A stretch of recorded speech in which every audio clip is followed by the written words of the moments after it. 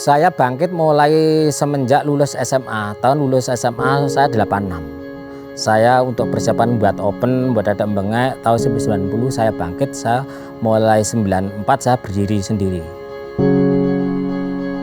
Yang penting kita komitmen bisa menjaga nama baik brand, menjaga barang-barang yang kita produksi, usaha itu tetap akan berkelangsungan, Mas. Orang-orang dulu itu bahasa Jawanya pinter tanpa guru atau belajar dari melihat barang. Kondisi barang bagaimana dia bisa belajar, orang-orang tua saya itu. Ya semenjak saya lulus SMA saya tetap punya skill, bahkan keluarga besar saya kan mengolah tembakau toh, Pak. Mengolah tembakau itu kan ekonomi kehidupannya kan menjanjikan. Jadi mati urip ambekan karo mbako.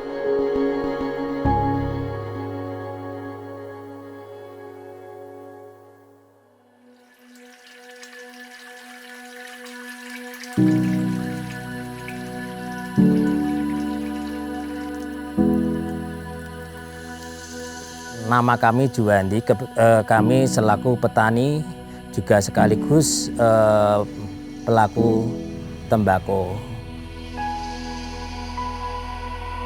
Kebetulan kami petani tembakau DFC atau tembakau asepan yang mana tahun ini banyak diminati oleh pemain tembakau dunia, khususnya di daratan Uni Eropa dan di Amerika.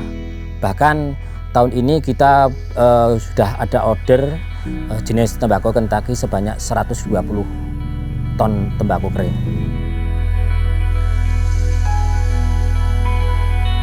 Tahun ini adalah tahun kebangkitan petani tembakau asepan, karena pasar-pasar yang membutuhkan itu benar-benar wis mengoombo, Mas. Sudah banyak pesanan, termasuk saya dipesan itu tembakau Kentucky, dikasih bibit Kentucky, Mas. Jenis Kentucky itu jenisnya, Mas, itu tembakau yang sangat dibutuhkan atau cocok sekali untuk daerah-daerah iklim subtropis dan iklim dingin. Ceritanya kan berhubung tahun kemarin itu terjadi kekurangan tembakau yang luar biasa, untuk menutup kekurangan itu kan perusahaan tetap mengambil langkah toh, Mas, supaya besok bisa terpenuhi bagaimana. Nah itu solusinya salah satunya kita dikasih bibit jenis Kentucky. Saya kontrak 120 ton kering. Insya Allah kita genjot sama teman-teman yang difasilitasi Dinas Pertanian dan Perkebunan Provinsi Jawa Timur di Kabupaten Pacitan. Kita membimbing petani sana untuk menyediakan bahan baku, bahan mentah, kita yang mengolahnya, Mas.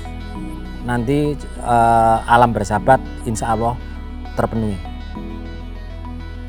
Tembakau DFC itu keunggulannya adalah tembakonya murni, Mas, murni, tanpa misalnya murni kemurnian daerah dan kemurnian bahan baku itu benar-benar dijaga. Tidak ada tembakau DFC itu dicampur dengan gula, itu tidak ada. Jadi tembakau yang dimasak oleh asepan gini, oleh pemain-pemain tembakau asepan itu di situ akan munculkan aroma yang real, maksudnya yang real akan menjawab tembakau itu dari daerah mana. Itu nanti keringnya sudah terasa, Mas, baunya.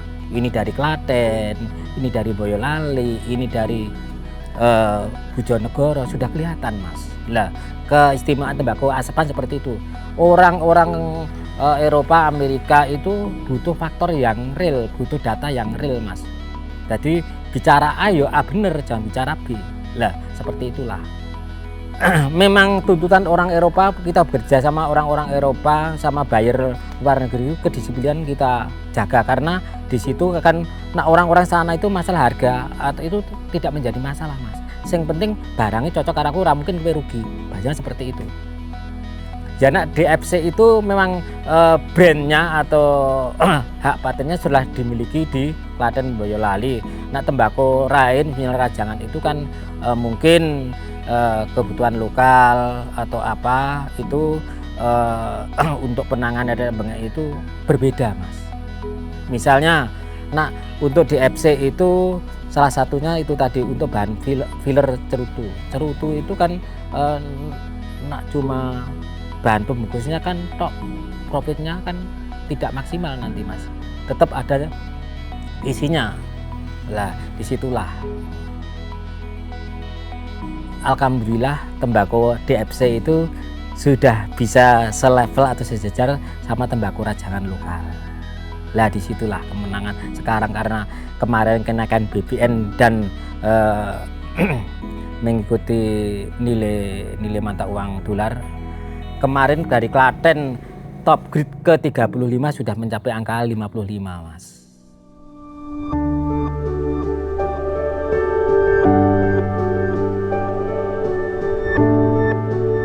Kita mulai grassroots tembakau itu semenjak masih SD.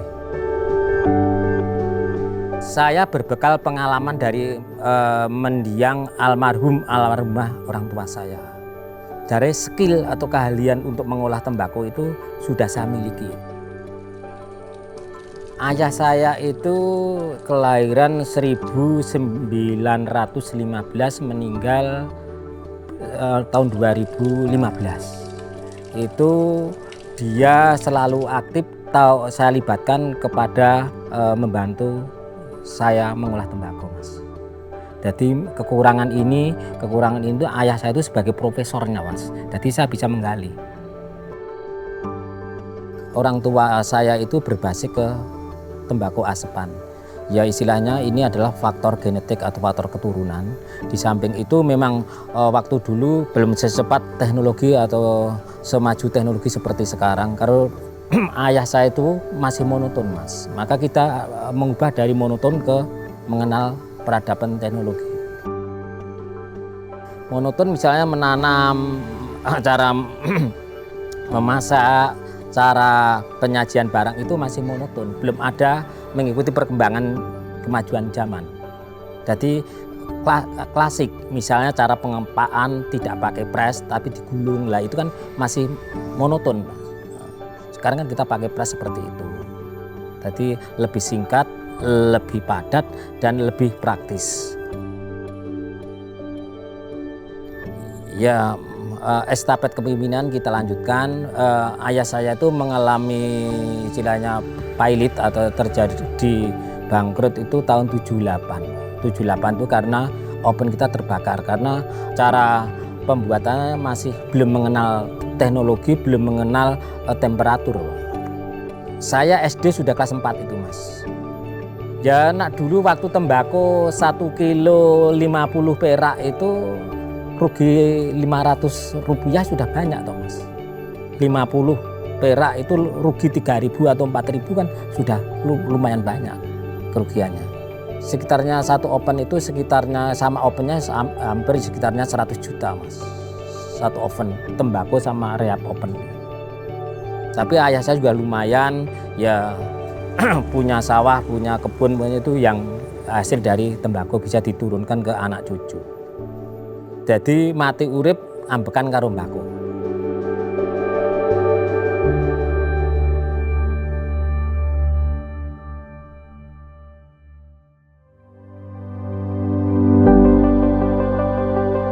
Saya bangkit mulai semenjak lulus SMA. Tahun lulus SMA saya 86. 86 saya untuk persiapan buat open, buat ada bengek. Tahun 90 saya bangkit, saya mulai 94 saya berdiri sendiri. Dari skill atau keahlian untuk mengolah tembakau itu sudah saya miliki. Jadi istilahnya kemarin aku mau piye carane golek modal, golek pahitan, dinggo merangkak, dinggo membuat open, sewa tanah.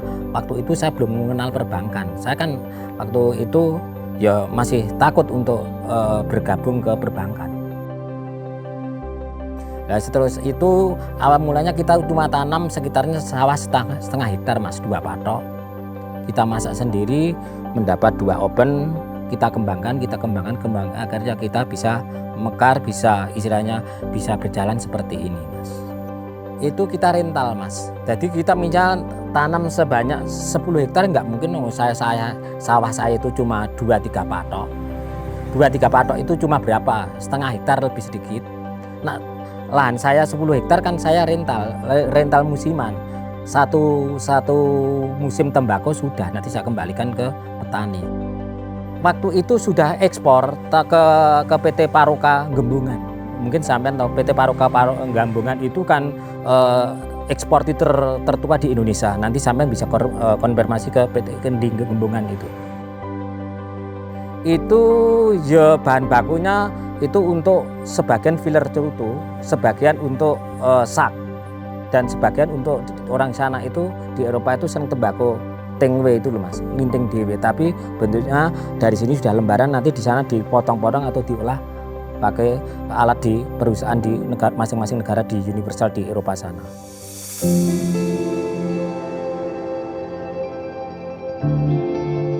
Ya alhamdulillah nak masalah hasil atau profit dari tembakau itu ya kita bisa ya begini Mas. Ya istilahnya kadang gue seneng untuk membiayai anak. Sebagian untuk beli untuk alat transportasi untuk nanti memudahkan kita berusaha. Terus sebagian untuk membeli apa lah disitulah. Terus sekarang pengembangan tembakau luar negeri itu bagi kita adalah menjadi tantangan. Nah, neng kono tembakau ki sing ngene-ngene kan mungkin bisa mengurangi jatah tembakau ke sini. Ini kita tidak bermasalah. Yang penting kita komitmen bisa menjaga nama baik brand, menjaga barang-barang yang kita produksi, usaha itu tetap akan berkelangsungan Mas. Padahal kita usaha itu sing penting iso kelangsungan usahanya, profitnya ada, istilahnya simbiosis mutualisme. Petani juga laba, perusahaan bisa jalan, saling menguntungkan toh Mas. Jangan seperti pedagang yang belum memakan pendidikan atau belum mengenal teknologi Mas. Saiki bakul laris, bahannya diundai, anunya disudol, akhirnya pelengganan kan ya melayu kabeh toh Mas. Begitu juga kita petani tembakau iso menyajikan yang terbaik untuk ekspor. Permintaan seperti ini ya kita berjalan seperti itu. Wong di duit kan raja toh Mas. Lah seperti itu. Nah harapan kita semoga usaha kita yang punya pasar yang real, yang punya pasar yang jelas, pemerintah tetap di belakang petani memfasilitasi segala kepentingan yang dibutuhkan oleh tembakau yang diinginkan oleh perusahaan apapun. Petani sama perusahaan itu harus saling bersinergi.